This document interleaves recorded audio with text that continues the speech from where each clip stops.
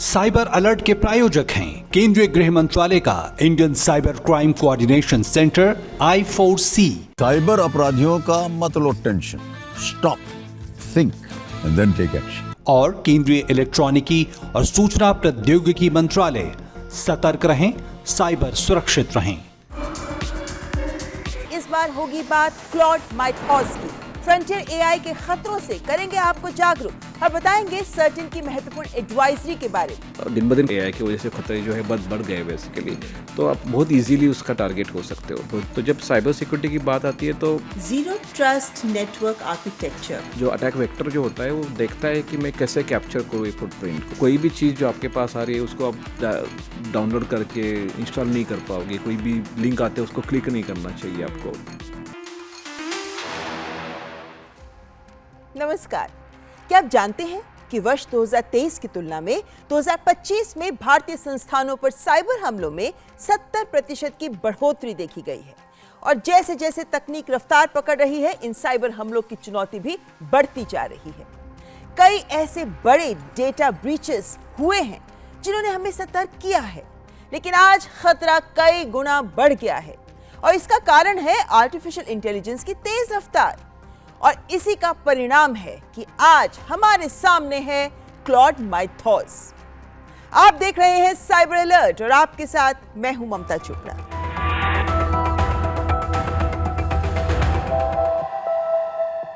दुनिया भर में इस माइथॉस को लेकर चिंता क्यों हो रही है? क्या कारण है कि हाल ही में यूएस फेड रिजर्व ने टॉप अमेरिकन बैंक सीईओज के साथ एक क्लोज डोर मीटिंग कर माइथॉस से उत्पन्न साइबर सिक्योरिटी रिस्क्स पर चर्चा की।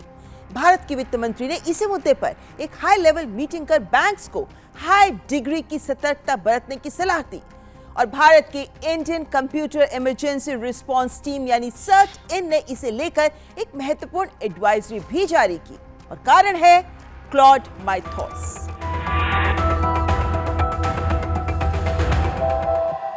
तो बड़ा सवाल ये कि ये क्लॉड माइथॉस है क्या? दरअसल एंथ्रोपिक कंपनी के क्लॉड एआई का ही ये एक नया लैंग्वेज मॉडल है। ये फ्रंटियर एआई का उदाहरण है, यानी इस वक्त सबसे अग्रणी, सबसे उन्नत, सबसे एडवांस एआई मॉडल। और एडवांस एआई मॉडल हैं तो वो नए एडवांस साइबर जोखिम भी उत्पन्न करते हैं। हालांकि अभी एंथ्रोपिक कंपनी ने इसका केवल एक सीमित प्रीव्यू वर्जन ही प्रस्तुत किया है, इसे सबके लिए ओपन नहीं किया है। लेकिन माइथॉस मौजूदा एआई क्षमता में एक बड़ी छलांग है।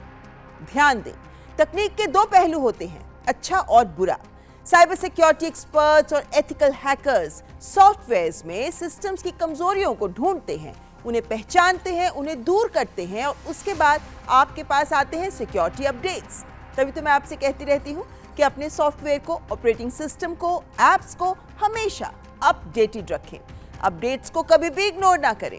खैर, कमजोरियों को ढूंढने की ये प्रोसेस निरंतर चलती रहती है, जिसमें कई बार एक एक कमजोरी को ढूंढने में इन एक्सपर्ट्स को कई कई दिन, हफ्ते भी लग जाते हैं। और यही काम तो हैकर्स भी करते हैं, सॉफ्टवेयर में कमजोरियों को ढूंढना, जिसके बाद ये आपके सॉफ्टवेयर में घुसकर महत्वपूर्ण डेटा हासिल कर लेते हैं और फिर रैंसम की मांग करते हैं या फिर पूरा सिस्टम कंपनियों का हाईजैक कर लेते हैं, यानी आपको नुकसान पहुंचाते हैं।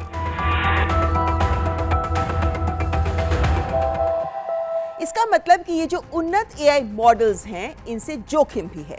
माइथॉस ने इसीलिए सबका ध्यान आकर्षित किया है क्योंकि जो काम साइबर सुरक्षा विशेषज्ञों की पूरी टीम कर रही थी, उसे ये लैंग्वेज मॉडल मात्र कुछ मिलीसेकेंड्स या मिनटों में ही कर डालता है।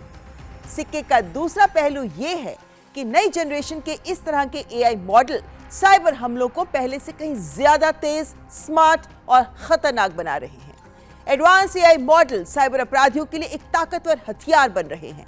ये बिना किसी मदद के अपने आप सॉफ्टवेयर की कमजोरियों को खोज सकते हैं, बड़े पैमाने पर सोर्स कोड का विश्लेषण कर सकते हैं और कई चरणों वाले साइबर हमलों को आसानी से अंजाम दे सकते हैं।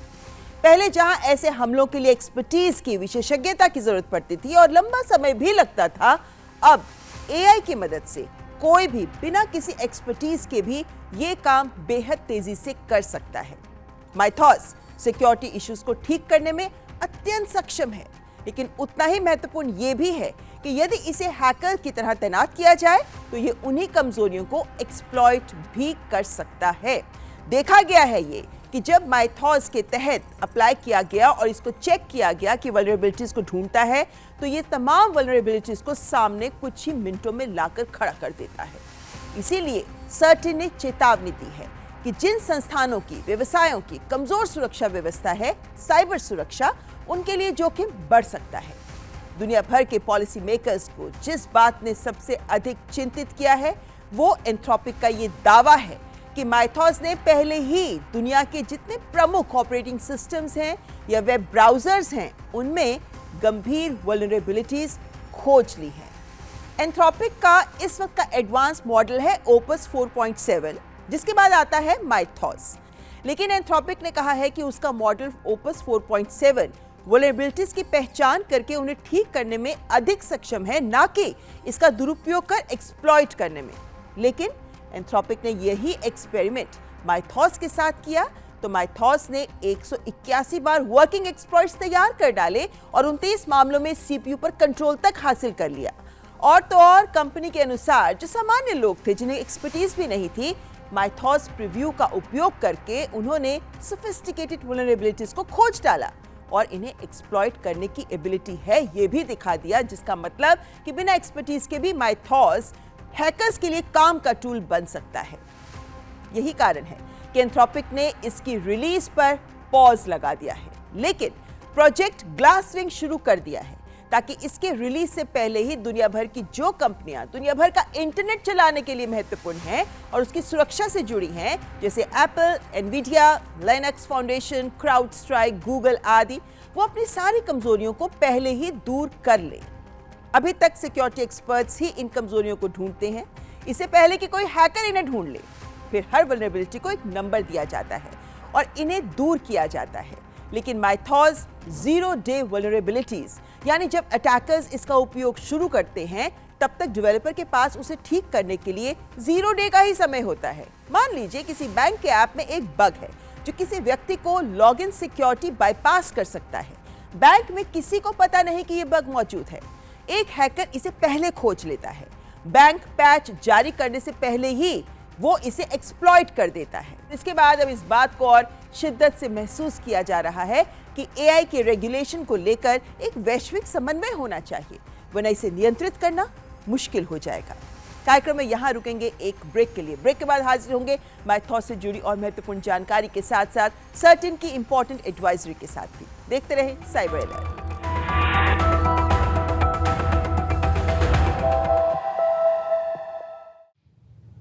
स्टॉक मार्केट चैंप्स पैसा डबल करे।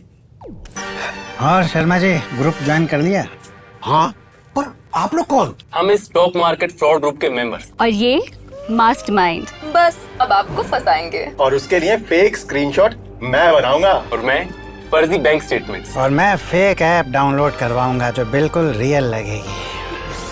शुरू शुरू में पैसा बनेगा और फिर लालची शर्मा और पैसा लगाएगा। उसके बाद शर्मा जी स्कैमर बता के नहीं आता, पर आपके लालच का फायदा उठा के सब ले जाता है। साइबर क्राइम से बचना है तो रुको, सोचो, फिर एक्शन लो। व्यक्तिगत जानकारी के लिए ऑनलाइन अनुरोधों से रहें सावधान। कुछ भी जानकारी देने से पहले जरूर सोचें। कोई भी वैधानिक कंपनी फोन या इंटरनेट पर आपसे निजी जानकारी कभी भी नहीं मांगती, इसलिए ऐसे कॉल या ईमेल आने पर अपनी जानकारी देने से पहले समझदारी दिखाएं और सावधानी बरतें।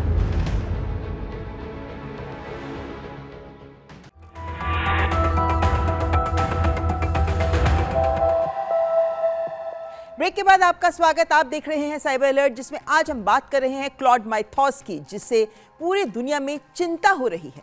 डारियो आमोडे आज एंथ्रोपिक के प्रमुख हैं और जो नई चेतावनियां माइथॉस को लेकर दे रहे हैं वो कहीं अधिक गंभीर और वास्तविक प्रतीत हो रही हैं। एंथ्रोपिक ने माइथॉस की सार्वजनिक रिलीज से इसे रोक रखा था, लेकिन रिपोर्ट्स के अनुसार चीन ने माइथॉस जैसा अपना संस्करण विकसित कर लिया है, जिसे कीहू 360 कहा जा रहा है, जिसने पहले ही लगभग 1000 सॉफ्टवेयर्स के फ्लॉज की पहचान कर ली है, यानी खतरा रियल है।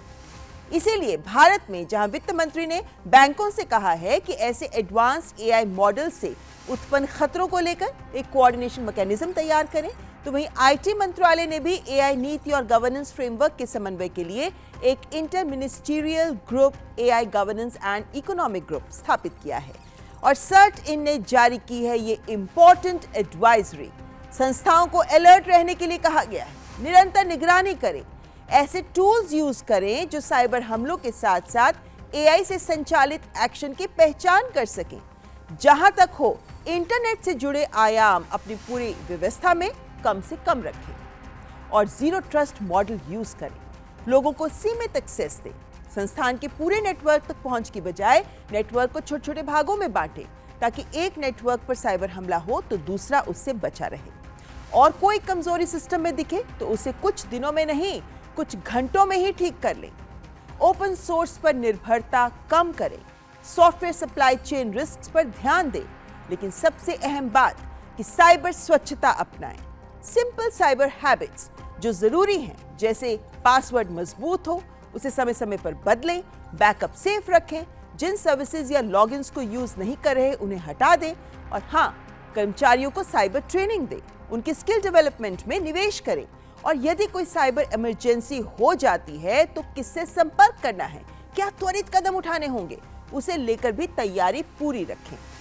दरअसल बड़े बड़े संस्थानों की, कॉर्पोरेट्स की बात करें या सार्वजनिक निजी कंपनियों की बात करें, इन सब के आईटी और सिक्योरिटी इंफ्रास्ट्रक्चर का मजबूत होना जितना इंपॉर्टेंट है, उतना ही इसमें काम कर रहे एम्प्लॉयज का भी अवेयर होना, साइबर अलर्ट होना बहुत जरूरी है, क्योंकि इसमें काम तो हम आप लोग ही कर रहे हैं। इसीलिए CERT-in ने जो एडवाइजरी जारी की है वो इम्पोर्टेंट है। CERT-in के मुताबिक माइक्रो, स्मॉल और मीडियम एंटरप्राइजेस यानी MSMEs इस खतरे के सबसे आसान निशाना बन सकते हैं, जिसका कारण है कि अधिकतर छोटे कारोबारियों के पास मजबूत साइबर सुरक्षा ढांचा नहीं होता। CERT-in ने MSMEs की साइबर सुरक्षा के लिए 15 बेसिक पहल के साथ साथ 45 सुझाव भी दिए हैं, जैसे एडवांस थ्रेट डिटेक्शन सिस्टम को अपनाएं, मल्टी फैक्टर ऑथेंटिकेशन यूज करें, डेटा एन्क्रिप्टेड रखें, ईमेल का खास ध्यान रखें, अपने ICT इंफ्रा को सुरक्षित रखें, नियमित साइबर ट्रेनिंग, साइबर ड्रिल को लेकर भी जागरूक रहें, और इसी तरह सभी काम करने वाले कर्मचारियों को साइबर हाइजीन के प्रति जागरूक करें कि अनजान लोगों से संवेदनशील डेटा ना साझा करें, सोशल मीडिया पर सोशल इंजीनियरिंग को लेकर झांसे में ना आएं, और CERT-in ने संगठनों को समय समय पर सॉफ्टवेयर अपडेट करने के साथ साथ पैच मैनेजमेंट पर भी खास ध्यान देने को कहा है। AI टूल्स कमजोरियों को बहुत तेजी से खोज लेते हैं और इसीलिए देरी करना भारी पड़ सकता है। इसके अलावा नियमित सिक्योरिटी ऑडिट कराना भी बहुत जरूरी है। AI आधारित हमले बहुत जटिल और छिपे हुए हो सकते हैं। समय रहते तैयारी करना ही इनसे सबसे बड़ा बचाव है। कार्यक्रम में यहाँ रुकेंगे एक और ब्रेक के लिए, लेकिन ब्रेक के बाद हमारे साथ जुड़ेंगे data security council of India के CEO विनायक गोडसे। देखते रहें साइबर अलर्ट।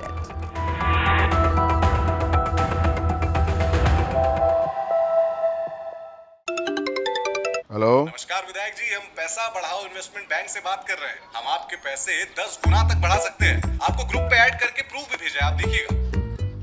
तुम तो कमाल के आदमी हो यार, हमारा भी पैसा बढ़ा दो। सर, ग्रुप पे जैसा बोला जाए बस वैसा करते जाइए। अच्छा, ये तो बहुत। चिंता मत करो, जिस नंबर से तुम कॉल कर रहे हो ना, पुलिस 2 मिनट में उसको देख करके ट्रेस करके पकड़ लेगी तुमको और अंदर। और ये क्या कर दिया महाराज? आप जैसे पढ़े लिखे लोगों को ये बिल्कुल फर्जी इन्वेस्टमेंट ग्रुप का सदस्य बना करके आपको फंसा रहा है। हमको चूना लगा रहा है। बिल्कुल, आप भी कभी भी किसी अनजान सोशल मीडिया इन्वेस्टमेंट ग्रुप में बिल्कुल न जुड़े। और यदि स्टॉक मार्केट में इन्वेस्टमेंट करना हो तो हमेशा सेबी अप्रूव्ड ऐप से ही करें। आपके लालच को बनाकर हथियार साइबर अपराधी करते हैं आप परवार। शिकार होने पर ये नंबर पे फोन कीजिए 1930, या फिर ये जो वेबसाइट दिया हो ना नीचे www.cybercrime.gov.in, आपकी स्क्रीन पर वहाँ शिकायत जो है आप दर्ज करें। व्यक्तिगत जानकारी के लिए ऑनलाइन अनुरोधों से रहें सावधान। कुछ भी जानकारी देने से पहले जरूर सोचें। कोई भी वैधानिक कंपनी फोन या इंटरनेट पर आपसे निजी जानकारी कभी भी नहीं मांगती, इसलिए ऐसे कॉल या ईमेल आने पर अपनी जानकारी देने से पहले समझदारी दिखाएं और सावधानी बरतें।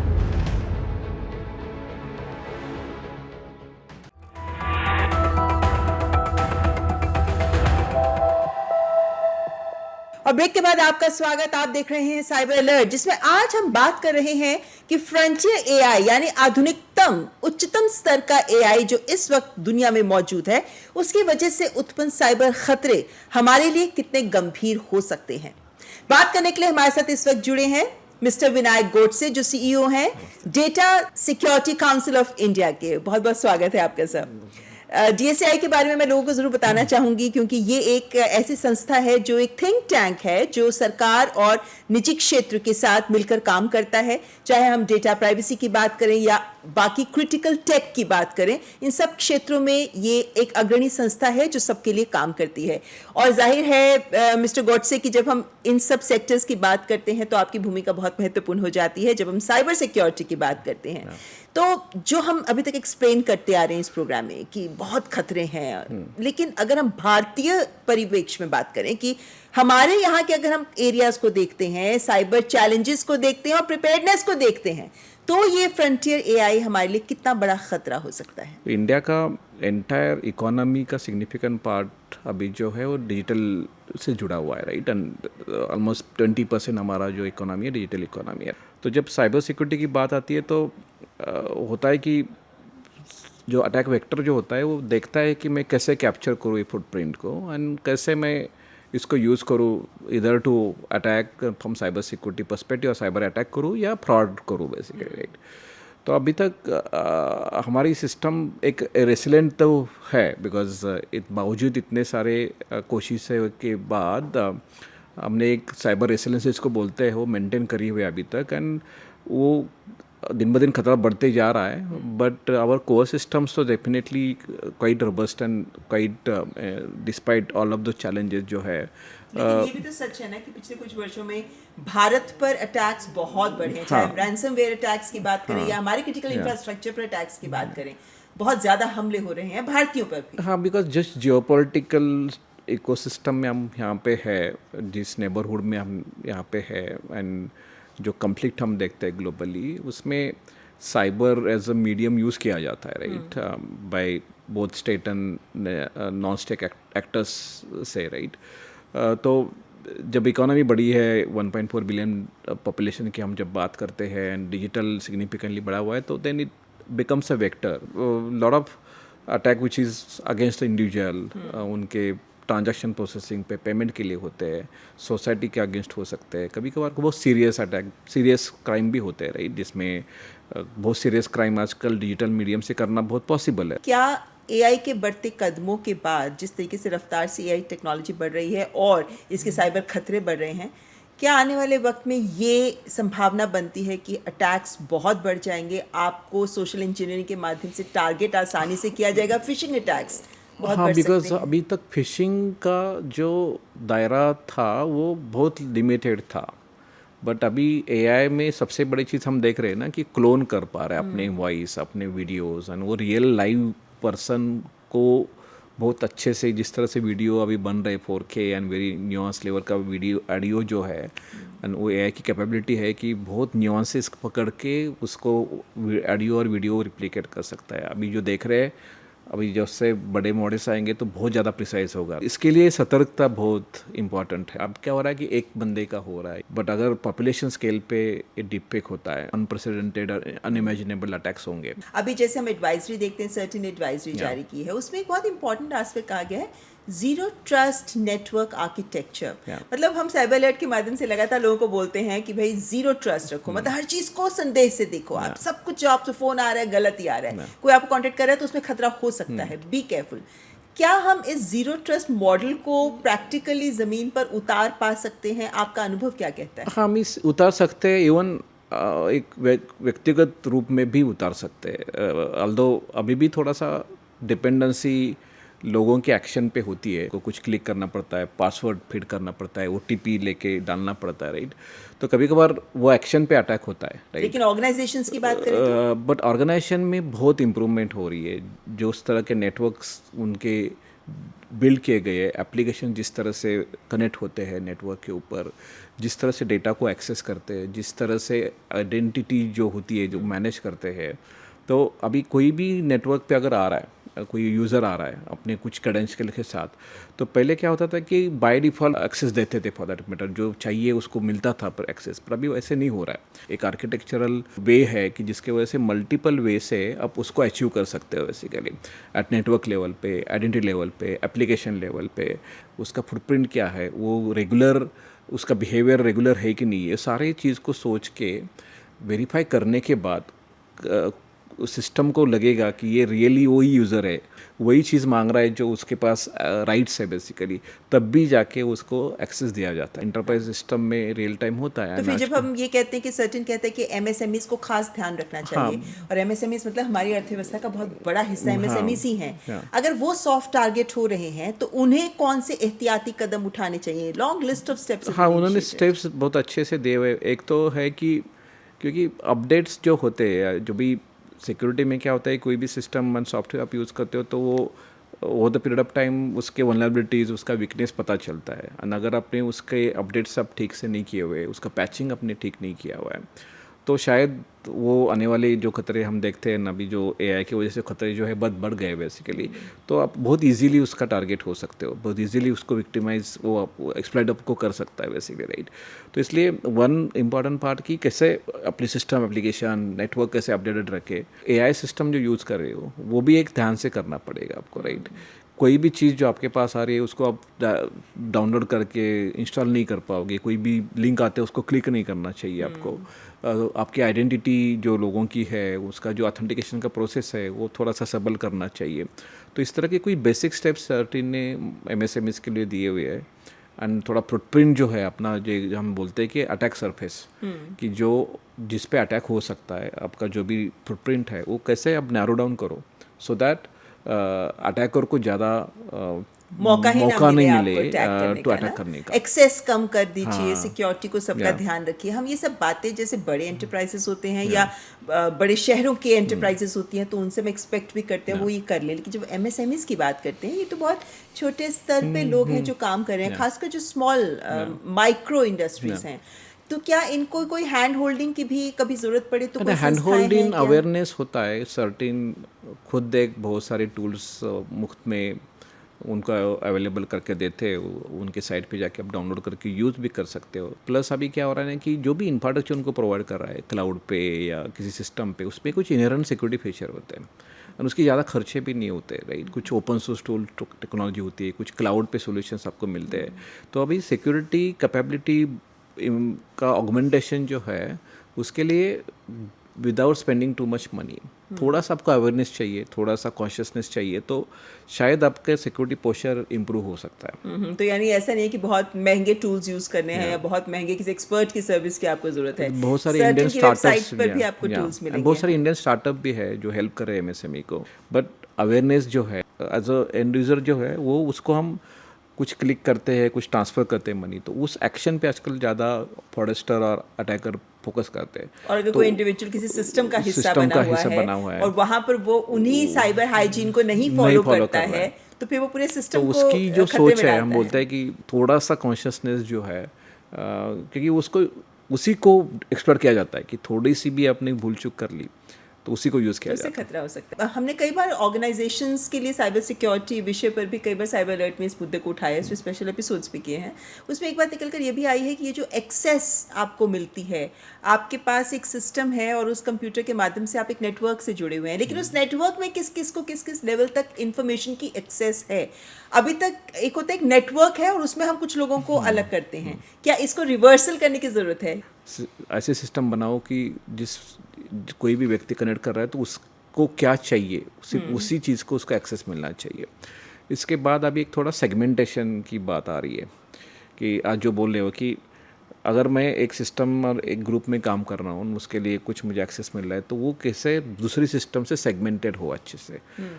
उसमें क्या होता है कि अगर यहाँ पे कुछ गलत होता है, यहाँ से कुछ कॉम्प्रोमाइज़ होता है, तो यूजुअली क्या देखा जाता है कि इसकी वजह से बहुत बड़ा रैमिफिकेशन हो रहा है। कोई एग्जांपल दे सकते हैं जो आपके? हाँ, जैसे रैंसमवेयर का अटैक का हम देखते हैं ना कि एक अगर मशीन इन्फेक्ट होती है, अगर आपका नेटवर्क सेगमेंटेड है तो वो क्या होगा कि उसका लिमिट रहेगा कि वो जो रैमिफिकेशन जो उसी नेटवर्क उस सेगमेंट पे रहेगा। अगर वो सेगमेंट एक ही जगह पे सब जगह कनेक्टेड है, सेगमेंटेड नहीं है, तो देन उसके रैंसमवेयर में होता क्या है कि अगर एक इन्फेक्ट करोगे तो वो देखता है और क्या इन्फेक्ट कर लूँगा मैं। लेकिन चलते चलते लोगों को आप क्या एक सजेशन देना चाहेंगे ताकि हम जो सोच रहे हैं कि हमें इंडिया को सेफ रखना है और ये जो टेक्नोलॉजी AI का चैलेंज आ रहा है इससे भी कंट्रोल करना है, तो कैसे करें?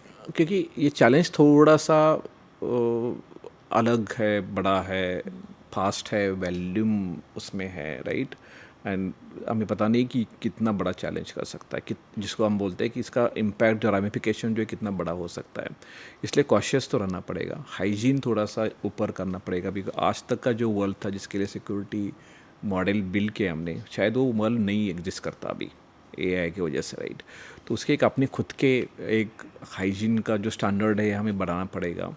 कि हम बोलते हैं कि अटैक का सरफेस जो है उसको कोलैप्स करना पड़ेगा, नैरो नहीं कोलैप्स करना पड़ेगा आपको।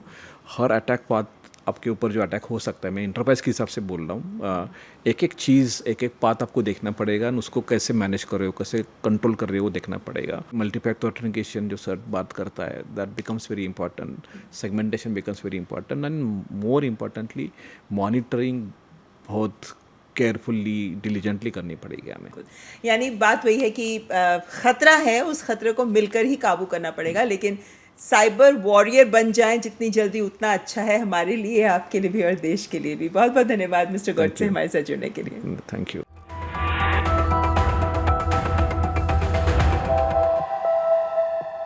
तो आज कार्यक्रम में हमने की बात क्लॉड माइथॉस और फ्रंटियर AI को लेकर, जो बहुत ज़रूरी है, आवश्यक है, तकनीक है, इसे रोक नहीं सकते। लेकिन हमें आपको सबको होना होगा साइबर अलर्ट, ताकि हम अपने देश को रख सकें साइबर सेफ। और ये जानकारी जितने लोगों तक हो सके उन तक अवश्य पहुंचाए, क्योंकि सभी की साइबर सुरक्षा है अत्यंत महत्वपूर्ण। इसी के साथ आज के इस कार्यक्रम में बस इतना ही। अगले हफ्ते फिर हाजिर होंगे, तब तक जुड़े रहिए हमारे साथ। हमारा ईमेल ID cyberalert.ddnews@gmail.com। मिलते हैं अगले सप्ताह।